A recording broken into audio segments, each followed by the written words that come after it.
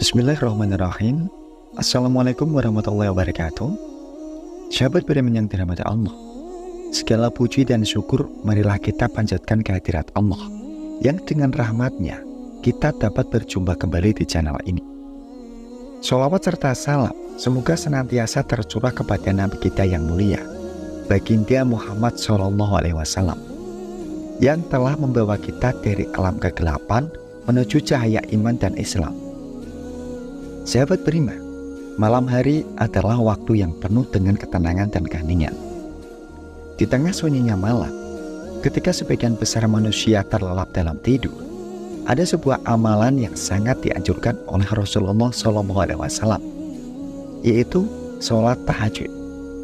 Sholat ini memiliki keutamaan yang luar biasa di sisi Allah, sehingga siapapun yang melaksanakannya dengan ikhlas dan penuh pengharapan akan diangkat derajatnya oleh Allah ke tempat yang terpuji. Allah Subhanahu wa Ta'ala berfirman dalam surat Al-Isra ayat 79, "Dan pada sebagian malam, bangunlah untuk melaksanakan sholat tahajud sebagai ibadah tambahan bagimu. Mudah-mudahan Tuhanmu mengangkat kamu ke tempat yang terpuji." Nah, dari ayat ini kita bisa memahami betapa agungnya kedudukan sholat tahajud dan keutamaannya bagi mereka yang istiqomah dalam melaksanakannya. Sholat tahajud bukan hanya sekedar ritual ibadah, tapi juga merupakan sarana untuk mendekatkan diri kepada Allah, memohon ampunan, dan meminta perlindungan dari segala bentuk keburukan. Sahabat beriman yang dirahmati Allah, ada beberapa surat pendek yang sangat dianjurkan untuk dibaca saat sholat tahajud. Surat-surat ini bukan hanya sekedar bacaan, tapi juga memiliki makna yang mendalam dan memberikan ketenangan jiwa bagi yang membacanya. Nah, di kesempatan ini, mari kita bahas beberapa surat yang dianjurkan untuk dibaca dalam sholat tahajud, dan bagaimana surat-surat tersebut dapat memperkuat iman dan keyakinan kita kepada Allah Subhanahu wa Ta'ala. Surat pertama yang sangat dianjurkan untuk dibaca adalah surat An-Nas. Surat ini mengajarkan kita untuk senantiasa memohon perlindungan kepada Allah dari bisikan jahat setan yang tersembunyi maupun yang nyata. Rasulullah SAW bersabda, "Apabila salah seorang dari kalian bangun di malam hari, hendaklah dia memohon perlindungan kepada Allah yang Maha Mendengar dan Maha Melihat dari gangguan setan yang terkutuk." Hadis riwayat Muslim. Membaca surat An-Nas dalam sholat tahajud bukan hanya sebagai bentuk doa, tapi juga sebagai pengakuan atas kelemahan kita sebagai manusia yang seringkali terpengaruh oleh bisikan-bisikan setan. Surat ini mengajarkan kita untuk selalu bersandar dan bergantung kepada Allah dalam setiap langkah kehidupan kita. Dalam konteks spiritual, membaca surat An-Nas pada waktu tahajud menunjukkan kerendahan hati kita di hadapan Allah, mengakui bahwa tanpa pertolongannya kita tidak mampu menghadapi segala macam godaan dan ujian hidup. Di malam yang sunyi itu, ketika kita berdiri sendiri di hadapan Allah, surat An-Nas menjadi benteng perlindungan bagi hati dan jiwa kita.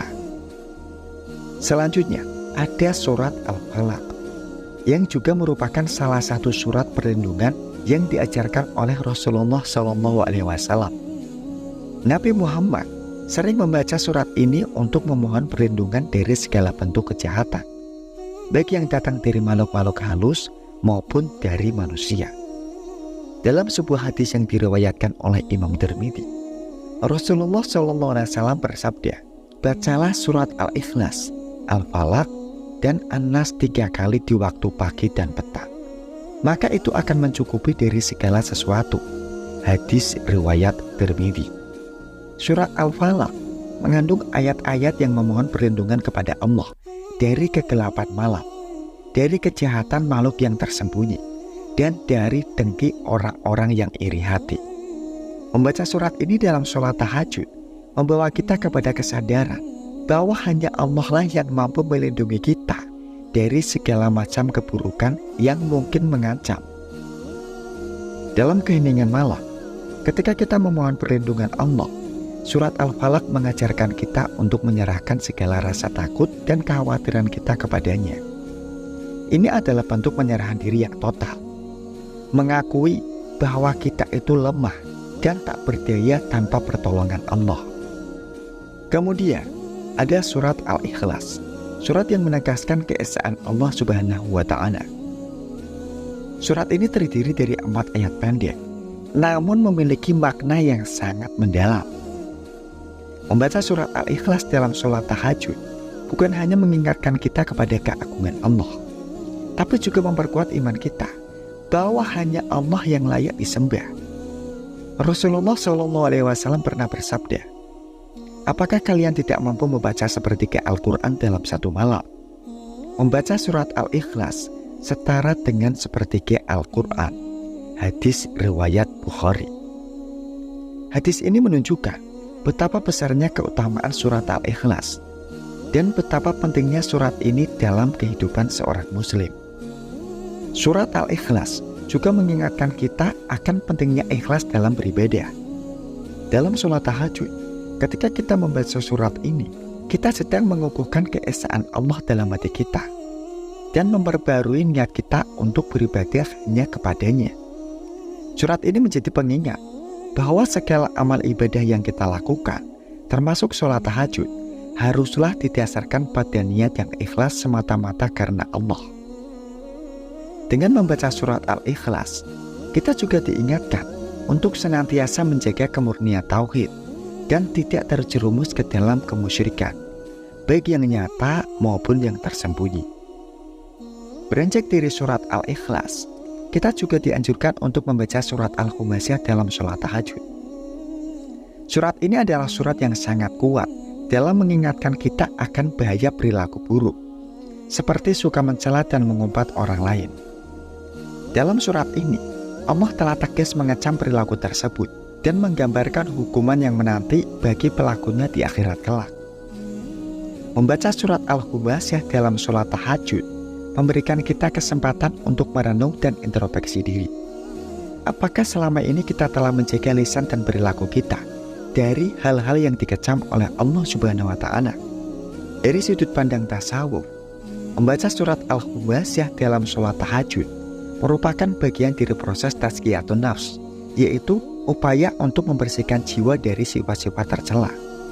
Para ulama sufi menekankan pentingnya surat ini sebagai sarana untuk memperbaiki akhlak dan menjauhkan sifat-sifat yang dapat merusak hubungan kita, baik dengan Allah maupun dengan sesama manusia. Dalam keheningan malam, ketika kita bersujud dan membaca surat ini, kita diingatkan untuk senantiasa memperbaiki diri dan menjauhi segala bentuk perilaku yang dapat merusak iman dan takwa kita. Nah, yang terakhir ada surat Al-Ma'un, surat yang menekankan pentingnya kepedulian terhadap sesama sebagai bagian dari iman. Surat ini mengkritik keras sikap orang-orang yang mengabaikan kebutuhan orang miskin dan anak yatim. Rasulullah SAW dalam berbagai hadisnya selalu menekankan pentingnya membantu mereka yang membutuhkan sebagai bagian dari keimanan kita. Surat Al-Ma'un menjadi pengingat bahwa sikap acuh tak acuh terhadap penderitaan orang lain adalah tanda lemahnya iman. Dalam sholat tahajud, membaca surat Al-Ma'un mengajarkan kita untuk merenungkan sikap dan tindakan kita sehari-hari.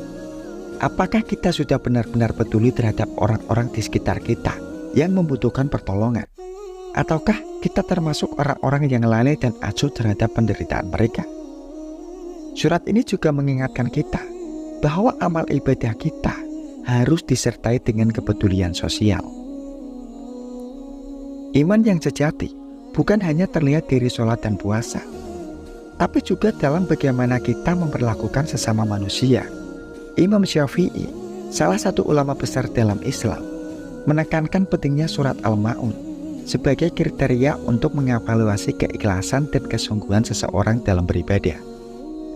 Menurut beliau, sholat tahajud yang disertai dengan membaca surat Al-Ma'un dapat menjadi sarana untuk meningkatkan kesadaran sosial kita, sehingga kita tidak hanya sibuk dalam urusan pribadi, tapi juga peduli terhadap kesejahteraan orang lain. Sahabat beriman yang dirahmati Allah, demikianlah beberapa surat pendek yang sangat dianjurkan untuk dibaca dalam sholat tahajud. Surat-surat ini bukan hanya memperkuat ibadah kita, tapi juga memperdalam pemahaman kita tentang keimanan dan ketakwaan. Semoga Allah mempermudahkan kita untuk mengamalkannya, dan semoga amal ibadah kita diterima olehnya sebagai amal yang soleh yang akan menjadi pemberat timbangan amal kita di hari kiamat kelak. Amin, amin, ya Rabbal Alamin. Sahabat beriman yang dirahmati Allah, sekian video untuk hari ini. Semoga bermanfaat. Dan wassalamualaikum warahmatullahi wabarakatuh.